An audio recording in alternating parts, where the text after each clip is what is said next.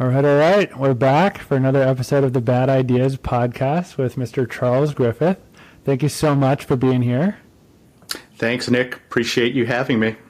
I'm amateurly dubbing you the Godfather of Logistics Technology, which you can shoot down. But just for the audience, so you've been at some pretty big companies, so Quiet Platforms, Amazon, some people might know, and Mile Zero, that's also huge, but some people might not know. How did you get into that at that level with that many companies of that size? Well, first of all, I hope as a godfather, I don't have to do that Don Corleone voice, but anyway, probably be an upgrade on what I've got. But, I think, quite honestly speaking, if you're in this industry for a long time, and I have been, you're going to make some decisions that are going to put you in an opportunity to, hopefully do some things. And I think that comes back to risk taking more than any kind of inherent, fundamental value that I have. So was there one single risk that got it all started, or just your innovation nature to go for it in unknown areas? Quite honestly, in terms of things like Amazon, it was following a particular passion. So Amazon, when I joined, was, as I've said many times before, like about $28 a share. And unfortunately, I didn't put all my money on that because of things like Enron that, it had a particular eclipse on people's investment strategy. But nonetheless, Amazon was a startup at that point, and I went there intentionally. I didn't just accidentally arrive there. I had been working on an undocumented startup that was around distributed CRM for garment manufacturing. Which is ironic because the last thing I was at was Quiet Platforms, which is a retail logistics platform owned by American Eagle. So full circle. But I had learned from that startup, how much I didn't know. And I knew that Amazon, despite being a startup, was already quite innovative in supply chain and specifically in fulfillment and transportation. So I went with that intent to learn that and then introduce it into my own startup at some point, which became Mile Zero. Yeah, that's amazing. So taking the leap, I guess paid off, right? Like learning from major companies, bringing it into innovative companies, and then creating something from all of that. It's kind of what got you to here. I do think that's it, right? If you stay at the same company for your entire career, you might end up with a very lucrative outcome, but you only go through this life once. And so I think it's much more important for you to kind of follow your passions and basically to take risks and, don't follow money. Money always ends or it'll be there if you do something successful. So what I've tried to do is continue to learn and continue to put myself in uncomfortable situations where I'm forced to learn and fly by the seat of my pants. All right. Well, on that theme, we're about to do just that. So, theme for Bad Ideas, as you're aware, so neither of us have seen the idea. We're about to take a big risk of live recording us reacting to something we haven't prepared for, which is the bad idea. Then we'll beat it up for a little bit. And once we run out of bad stuff to say, try to turn it into something good. Does that sound good? Oh, I love it. That's so close to life, right? All right. Well, cross your fingers. Hopefully it's not super cringeworthy. Let's see what we have for today. It's relevant. So the idea is package relay races. Implement a relay race system for delivering packages where each courier passes the parcel to the next available runner with a focus on speed of handoff over route efficiency. So interesting. It's like a delivery system where your key KPI is how quickly you move something to the next person in line.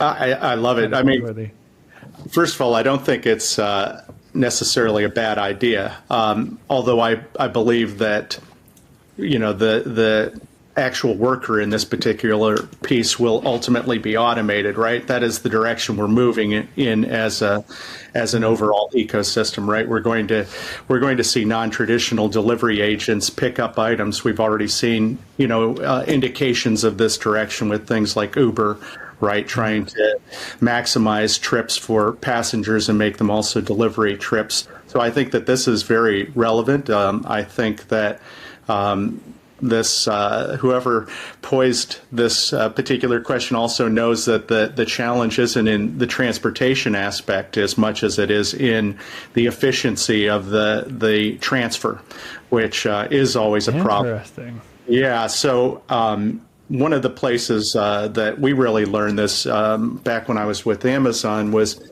as we started to take Amazon from a traditional large e-commerce player into Amazon's own delivery technology, which now is famous and infamous in some senses. One of the key aspects of that was introducing this idea of sort centers. And of course, all major carriers, UPS, FedEx, and USPS, have vestiges of the same thing. They're transfer points where products that come from different origin points are consolidated for the destination market. So I see this as a very similar type of thing, that the idea being that these transfer points aren't just about a single package, they're about combinations or grouping. Because ultimately the efficiency and the cost of delivery is based on, maximizing consolidation as you go through it. So let's go through it. I don't want to jump too far ahead. No, so that's fascinating. I had no idea that the handoff was such a major point of friction. My initial reaction when I saw this was, if you just focus on moving individual packages out the door right away, and you don't think about who's going where. I mean, for example, I'm in Fort Lauderdale. And I get everything from Amazon is next day, for example, and I think because there's a huge distribution center like 400 feet from where I live. So every driver that comes out of that distribution center is generally going by where I live, which is why it's very easy for them to just put it in any car. But you think about, somebody going to Pompano Beach, another 30 or 40 minutes away, you're going to have a much smaller percentage of your drivers going in that direction. So if you're just moving it out to the next person going, you might have some really long, convoluted routes that increase your cost to deliver, increase time to deliver.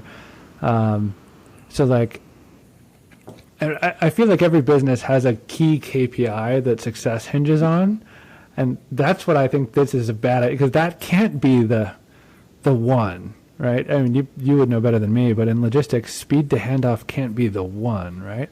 Well, it's interesting. First of all, I know somewhat about your area because with Mile Zero, one of the things we did was we introduced last mile for Staples. And what Staples started to do is you could think of them as smaller warehouses that inject into last mile, where they would go with local couriers like, On Track on the West Coast or Laser Ship on the East Coast, and they replaced those partners with their own kind of independent model. It wasn't quite an Uber model because a lot of these drivers and these pools of drivers exist. So one of the second places we rolled out, the first was Rochester, New York, which is an interesting place. The next was Daytona Beach. And that particular hub for Staples served all the way down to, mid west coast of or eastern coast of Florida, all the way up to, say, like St. Augustine and so forth. So some of those routes were quite large. So in traditional logistics, coming back to your point about KPIs, the stem mile, which we think of as the mile for getting from the origin point of where those packages are put into the route to the actual market where you start your first delivery stop, that's a key metric and a very expensive one traditionally, right? So you're always looking to minimize that. This solution, if you think of this as a graph with many points, depending on how far that first relay transfer is, you've solved that problem, right? It's like a pachinko machine where you're reducing that stem mile. So this is also, I'm thinking I got a loaded question here. This isn't a bad idea. This is a good idea. The key is though, to the point of the question, there is a problem every time you transfer a package. There's the same problem that everyone who's an e-commerce customer has experienced, right? The driver forgets a package. It's left on the dock. It's missorted and not put into their route. It ends up with another driver. It ends up in another carrier. That's why that handoff and that ability to basically get it to the right next driver is so key. So if you think about that, in my mind, some instances of similar kinds of concepts are pickup boxes for mailboxes, right? Where after hours you can drop things off, and then a commercial or a residential in a rural area person will go and pick up from that box and bring it into the post office or what have you. If you think about a number of these types of transfer spots, that are built and are effective for resorting to the next, the next delivery or relay agent, that's the key. But the challenge with this idea is, can you get those places rolled out? We had challenges with lockers for Amazon as an example, and finding places that'll allow you to put them. The size of the transfer holding area, right? Even if you're talking about small parcel, 1 to 3 pounds or something, think about how much space even 30 or 40 packages would take. And so even if you built this as some kind of a circular queue where packages are inserted and there's this wheel that turns for the next guy, the size of that wheel is going to be finite. And so whereas the question wasn't asked to be a routing problem, it is a routing problem because the transfer location has to be dynamic. You can't just hand off to a fixed next person because as you start to build up, you exceed capacity for each transfer point, you're going to have to reroute to a different next stop. So like a pachinko machine, you have to keep that next stop dynamic. It can't be fixed. And so you don't have to answer this one if you can't, because I'm sure some of this is your IP, some of this is former company's IP, but is technology making all of these decisions today? I mean, obviously an individual person wouldn't be, but is there any human oversight involved at this point, or is all of that decision making, like who is the next driver, when do they pick it up, what do they get paid, is that automated? I'll answer that as from an industry perspective as opposed to just technology. There's absolutely a lot of human decisioning today. For example, almost every facility, including even many Amazon facilities, still have a dispatcher, right, who's making some judgment calls on exceptions for packages that arrive just in time, that they want to get into a route because a driver has some excess capacity. But I think over time, certainly we're moving to a point where, to obtain efficiencies and to improve kind of the orchestration of the end-to-end flow, it's got to be done by computers because it's not just the point of view of the person at the current position in line. It's looking at the entire flow of those packages, almost like a waterfall, and thinking about how should I aim this water, based on a set of constraints, whether those are weather, whether those are scarcity of labor at different points. So it is becoming a huge big data problem. It's always been, but now we're getting technology that can actually handle it. Yeah, on the fly, which is fascinating. What's wild about this, I mean, this cuts to the core of the theme of the show, where like the idea isn't the magic, it's the execution. And when you think about this, there's maybe like $3 to $4 in total revenue per package that you move. And that's shrinking. And it's, competition's driving it down. But the amount of work and the amount of people and the amount of handoffs and the amount of computation that has to happen for that to work efficiently is wild. And I mean, even Amazon, like arguably still one of the biggest companies in the world, didn't start with that idea. Nope. No, in fact, like no one ever really talked about that idea. And Prime just was here, and now everyone expects 3-day delivery. But all this work, you behind the scenes, figuring it all out. You're right. I mean, ultimately, delivery became a part of the actual product cost, right? Originally, it was thought of as just an addendum service, and it was outsourced to a carrier, an enterprise carrier. Initially, when I arrived, and over time, we basically made that part of the cost, and that's how Amazon has scaled. And ultimately, you're right that even now, as Amazon and others think about it, it's not necessarily just about the cost. It's about the ability to compete. It's about the ability to get the product and the quality of service to the customer. So it always is kind of more than just a pure cost decision. But if we come back to this, the challenge is, I do think you nailed it on the head. If you had a series of transfers, right, and it's one package. Think about, if we go with a $20 an hour average wage for somebody that's just doing this, like a gig economy kind of thing. And at this point, I think they'd probably go and work at McDonald's because I think it's paying like $25. But let's say for the sake of argument, you have a bunch of people that are willing to go to these pickup points and, get a package and take it to the next pickup point. That means in order to make $20 an hour, they need to move enough packages to be able to, effectively get that percentage of the margin. So you have to take that total share that you just mentioned and divide that up based on the distance and the number of pickup points.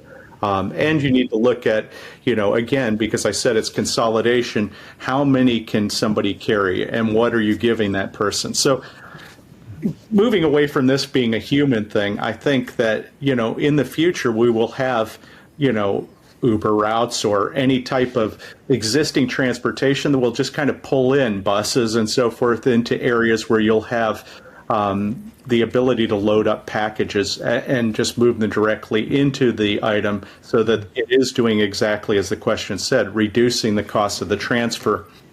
If you look at UPS, one of the things they do to achieve next day shipping or, air deliveries between points, they actually have built this massive fuselage container that they load out of places like Worldport, where it's on rollers and they actually load it up and it can be pushed right into the plane. And I see, that being almost like a pilot or a prototype for what we're talking about here. We have to produce some kind of a consolidated grouping of packages that's handed off to the next agent in line so that the cost of that transfer is minimal and that cost of the transfer is being balanced with some other activity. Just doing it alone is going to be too expensive, as we both know. Yeah. And just thinking about the variables you need to automatically consider on the driver side. So, you talked about the rate of the driver, but then the distance dictates the rate and the volume of packages dictates, because I imagine generally cost to deliver doesn't change with proportion to the size of the package. It does. It completely does. Though? Completely dim weight is what we call it. So it can be the dimensions or the weight, because something huge, right, is a pain to lift, and sometimes it becomes a two-man operation, et cetera. So yes, size matters, and also attributes about the product, right? There are hazmat items, things like lithium battery that can't, we're not talking about air. Fortunately, the person who originated this idea didn't say, hey, make this available so that it's a nationwide service. But once you start putting into account speed and distance, and you think about different types of modes of transportation between those relays, there'll be certain products that can't be grouped with others for a particular leg. Mm-hmm. Well, and then there's supply too, right? So you have products that need their own route or their own transfer or their own vehicle. You have to make sure that you have the demand there too. Correct. To pick them up. So Correct. Just like the amount of decisions and the amount of demand management and inventory management and logistics. And not to say that it can't be done, because you've done it. That's why you're here. But it's just gargantuan. Like, that's a massive problem to solve. Right. I think if you break this down, you need an orchestration system, right, that is basically managing the entire ebb and flow of packages. And there are certain routes, as you said, that, if this is a true business, you would reject, right? If I'm going to the middle of nowhere in Kansas and it's the only package and the marginal value of this particular delivery is $3, well, that's going to be impossible to justify, right? So, but there's basically some kind of an orchestrator that's managing the ebb and flow. There's an evaluator that's determining whether or not to take this particular, the feasibility of this product and integrate it with other systems. And then, of course, you have the system that would control these pickup points, which would have to have some segment or some series of intelligence and decisioning itself to consolidate based on route, consolidate based on speed, by product attributes, by potentially driver, right? Maybe drivers have preferences, right? I have a vehicle that can only hold this size allocation. So if you were doing something like this as a startup, the question would be, how do you get to an MVP and minimize those down to something that's still meaningful from a business perspective, but something you could execute on with that level of complexity? Yeah. Well, if we're riffing, which I think is the point of the show, here comes a bad idea. So this is probably oversimplification, but I think from a math and technology standpoint, you could figure out a way to map demand. So you know how like Uber can tell you that it's going to cost X to go from here to here in this vehicle, but it's going to cost Y in this vehicle? I'm imagining like a Google map where you plot all of the incoming packages and the value to ship them. And that solves two things. It solves your supply problem because anyone who's a gig economy driver can see that there's this value of package going from here to here. Mm-hmm. And then to borrow from your idea, that FedEx container loader, it seems like it's basically taking the big distribution facility and creating another leg, a smaller leg, and then creating a smaller leg. So I think the MVP version is like a laundry basket. So small packages go in laundry baskets, which can go right in the back of your Civic. So Uber drivers can see the value, pick up the basket, earn the money. But it's all demand driven. So they see that on their Uber app when they're taking a route. Like, I can make an extra $30 if I pick up this laundry basket. I do think that certainly has merit. I'll tell you a really bad analogous idea that we tried with Mile Zero. Yeah. There's a platform out there called Olo, which has since gone public, and it basically provides kind of a meal on. It's an alternative to, say, some of the other gig economy abilities to deliver products. They have customers like, say, Applebee's or something. So they service a different segment than, say, like Taco Bell, which you'd use a kind of a gig solution.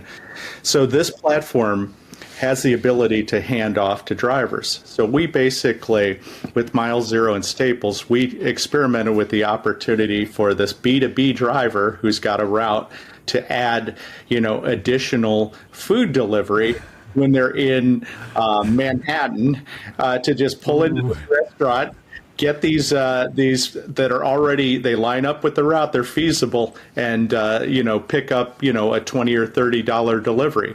Well, what do you think the driver thought of that idea? I hated it. Yes, not much. First of all, they hated the parking. Second of all, it's not the type of product they like to deliver, and they really don't care if they're making tips and others. The hassle of it and the stress wasn't worth, So not all deliveries can be done by the same entity. But I think you're right. Ultimately, it's about how do you take bigger groupings of items and continue to send them through this pipeline and break them into smaller items. And maybe a laundry basket would be the end all. Maybe it would also be just a 3x3 box or a Gaylord. I mean, there are a lot of examples out there that do something like this. I think the question is ultimately, how do you get this down to almost a P2P service? And I think, for the induction and the final delivery, that's an interesting idea. And in a variety of different places, I've seen discussion of neighborhood delivery, right, where you have one guy in the neighborhood or in the building, right? There are a variety of different startups that have gone after, delivery into large apartment buildings and so forth. Yeah, well, I think that's half the benefit and appeal, I think, of, yeah, I live in a large apartment building in Florida. The consolidated package room, like as much as it's a nightmare to go in there and sort through all the packages, it's amazing that everything gets delivered quickly because, there's a dedicated route that comes here 3 times every single day versus when you're living at your house in the suburbs, there isn't a truck coming to your house every day because there aren't 400 other people there. But to go back to your idea, introducing B2C delivery to B2B drivers, I think, folks talk about this a lot. Like sometimes the idea is like 1 inch away from something perfect. Like this laundry basket idea is kind of the reverse. It's introducing B2B, which is more lucrative and simpler, to B2C drivers. So maybe there's a nugget there. Like if you could find a way to tack B2B deliveries on to B2C gig workers. One thing I like to say about bad ideas, sometimes a bad idea isn't a bad idea. It's just a good idea that's too early. And this might be an example of that. Because I think with AI and with the way we shop today, it builds in inefficiencies. And I think that as we start to delegate the shopping decision to AI bots or personal shoppers, what we're going to see is we're going to see more bulk consolidation of purchases, right? They're not going to be made based on when I think about them. They're going to be made and consolidated by an intelligent agent that's going to get better pricing for me because I'm just going to tell it, hey, once a month I need toilet paper, I need paper towels. All the things that Amazon does as a subscribe and save option are going to start to become a shopper that's going to look across marketplaces and combine all of your purchases based on constraints. So what we're going to see is as a natural byproduct, in my opinion, fewer trucks coming to houses that are going to carry more items. And so that will drive the innovation of what do those grouped consolidated items look like? How do we get those so that as I put them away in my house, it's not a huge pain? Like today, if I just got, eggs at the bottom of a, box full of heavy items, I wouldn't be too happy, right? So it's going to drive some of the innovation that this question's asking, right? How do you group it? How do you put these together, and how do you achieve the efficiencies that the customer's ultimately going to want? Yeah, it's super, super fascinating. I've honestly never spent like considerable time thinking about the complexity that goes into figuring this stuff out, which is why I was so excited to book the show with you. It was like I get to talk to someone who actually did this. I think going back to bad ideas, I think people watch Shark Tank and they see things that are cool, but like they very seldom hear from somebody who's making something they've actually experienced, right? Mm-hmm. That was kind of my mission. I want to go talk to the people that do the stuff that we deal with every day, and like your systems touch probably most of the country on a weekly basis. So it's just really cool to hear like some of the thinking behind that.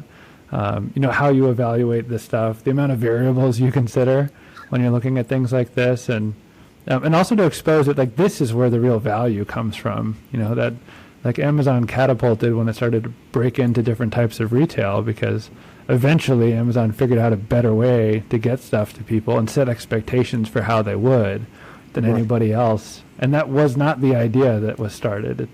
It just kind of was a byproduct. Absolutely. I mean, I think if you look at almost all of these, it was answering a specific business need or a customer solution that basically was feasible, right? There are many times where Amazon, me included, or other companies, where we evaluated something because we were trying to do something that was cool or that we thought was part of the core culture. One of the ones that comes to mind is at Amazon, there was a team dedicated to Prime and the experience for Prime customers. And one of the things that came up and ended up where Jeff B had to sit like Solomon and make the decision was there were 2 camps. One that was talking about deliveries to Puerto Rico being, I don't know, we're going back in time, it might have been 3 days, right, as opposed to a 2-day commitment. And, the Prime team was like, we've got to honor the contract, we've got to get this stuff there in 2 days, et cetera. And so ultimately, this was escalated to Jeff. And what do you think Jeff's decision was on this? I have no idea. You probably have to take care of the customer, right? So everyone kind of leans into customer obsession, and we need to make the right decision for the customer. This is where Jeff was, we're a business, right? We're not a nonprofit. What is the competitive landscape for delivery? We're already exceeding by far, the existing business. All we would be doing by, accelerating it would be competing with ourselves. What we need to do is go back and adjust the product description to account for 3 days versus 2 days for this particular area. And I don't remember the exact amount of time, but that was the gist of it. The gist of it was, don't compete with yourself. It doesn't make sense, right? Yeah, that's wild. Yeah, from everything I've read, it would be if we promise it, we have to do it. But that's what gets you to where he was, right? Laser focus on what's best for the business, so all of your decisions make the business better one way or the other. Yes. So you think that's behind some of these major ideas that accidentally become transformative for the rest of us? Absolutely. There are so many ideas that were tried and failed. Some that were discussed and never tried because they just didn't make any feasible sense, and some that were discussed and ultimately happened. Some of the things we're talking about right here that ultimately became part of the Amazon landscape were discussed for 5-10 years, way before they ever were actualized. So, when you think about it, some of the things that have changed, require legal changes, right? Like legislation. Look at all of the pushback on the gig economy and so forth that we've seen. Look at all of the pushback we've seen in terms of, just the way ownership models on products. And, so I think that big ideas take years to accomplish, and they do take that focus, but they also take a number of different disciplines, right? And they take, execution, going back to what you talked about. An idea without hyper focus and precise execution never happens. Yeah. Well, that's the magic, and you gave me the nugget for the show right there. I was talking to you before we started recording about, watching a video of Steve Jobs on Twitter. Elon just retweeted that was talking about the idea disease, and people think that because they have a really good idea, the team around them and under them should be able to make it happen. And then he goes into breaking down like how the dedication to all the details of the idea, like your example, Jeff talking about how it impacts the business, how it impacts the market. All kind of culminating with you talking about how it's all broken down and executed over time. That's the magic. It's not the idea itself, it's what comes after. And I think that most good ideas are evolutionary, right? Very few ideas are what they started as, right? They're a journey. And if you don't respond and you don't adjust, many times what you have is a failure. So some of your Shark Tank ideas, it's great to be hyper-focused and to execute very precisely on what you talked about from the, to your investors. But you've also got to be, courageous enough to change, right? Not just fully pivot, but adjust to reality and continue to focus on making something that's viable. So multiple levels of awareness. This is Jedi stuff. Right. But, so awesome to hear your story. I imagine you're probably advising a bunch of companies and sitting on some boards kind of in the background. Always looking for more. If they're, I'm talking to one tomorrow that's in a segment that no one would look at. So I'm not afraid to talk to founders that have ideas that no one else will listen to. So I love it. I think like this podcast, right? If you have bad ideas, come to me. I'm happy to discuss them. So, incoming flood. So the best place to get to you is LinkedIn, you think? Yes, LinkedIn is by far the best way. All right, we'll put a link up with the video when this goes live. But thank you so much for coming on, sharing your story, kicking around this crazy idea with us, and teaching all of us how these packages make it to us. Thank you for being a part of how that happened. This has been awesome. Thanks, Nick. I appreciate it. And, I'll simply say there were hundreds of people on every team I've been a part of, whether I've led it or been a part of it. And it's been their brain power and their effort that has, given me all this credit. So I'm just lucky enough to be in the right place at the right time. So kind of like it's kind of like this idea with, the handoff. That's what it'll take. Right place, right time. Yeah, nailed it. Well, thank you so much. I really appreciate it. Thank you, Nick. Appreciate it.